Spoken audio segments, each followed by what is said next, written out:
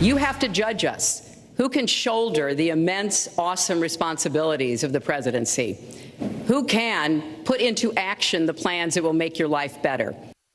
Hillary Clinton calling on American voters to consider who can best handle the presidency. Our next guest has been weighing that question for decades. And since 1984, he has correctly picked the winner of every presidential election. Now his forecast is America will vote Trump. Here now, Alan Lichtman, an American University professor of history. So, Professor, we read your article in the Washington Post just recently. This was your prediction, but that article is old, and that was before the debate. And I'm curious if anything has transpired over the last few hours that have changed your prediction. It certainly has hedged it even more. In the Washington Post article, I said, look, the verdict of history, which is what my keys are based on, indicates that this is a year in which the White House party, the Democrats, should lose. But I also noted in that Washington Post piece that I've hedged my prediction for the first time in more than 30 years, saying that in Donald Trump, we might have a history-shattering candidate who could change patterns that have held since 1860 in this country and have enabled me to correctly predict every election since 1984. And we saw some of those patterns on display in the debate. We saw a candidate who had a lot of trouble with truth, even challenging the moderator when the moderator pointed out, indeed, he was not against the Iraq war before it started. We saw him demeaning women by challenging the stamina of Hillary Clinton. We saw him again being the only candidate in many decades to refuse to release his tax returns. And we saw a candidate who seemed to lack the basic knowledge and temperament to be commander-in-chief. So what makes this election so fascinating is we have two competing historical forces. On the one hand, there should be a change election. We should get a Republican president.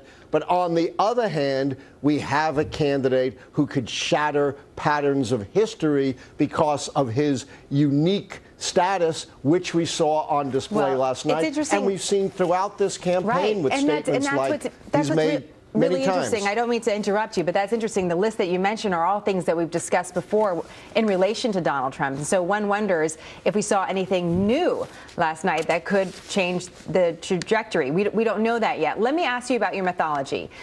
Going back to 1860, talk to our viewers about the list you created of true and false statements and how that's helped you predict the presidency. Absolutely. I'm the world's only predicting historian. Historians usually, write about people and talk about people who are already dead. I don't do that. But I did that for developing my system. I developed it in 1981 by looking at every presidential election from 1860 when Lincoln won to 1980 when Reagan won, guided by the theory that presidential elections are primarily judgments on the performance of the party holding the White House. And from that study, I developed 13 true-false questions, which gauge primarily the strength and performance of the party holding the White House. And I developed a decision rule. These are true-false questions where an answer of true always favors the White House party. And the decision rule is if 6 or more of those 13 keys are false, the White House party is predicted to lose. And right now, the Democrats have exactly 6 keys counted against them. That's historical force number one. Will you change your prediction as we get closer to Election Day? Because as I look down the list, for example, social unrest is number 8. And you say there is no sustained social unrest during the term. That could be true or false. If there is great social unrest that happens over the next several weeks, could something like that change your prediction completely, regardless of what either candidate do? Great question, because I'm looking at fundamentals like social unrest, the economy, foreign policy, and 3 things can change. You put your finger on one, which would be another count against the Democrats, but correspondingly, one of the things that counts against the Democrats right now that could change is this tremendous surge in voting for Gary Johnson. That's bad for the party in power.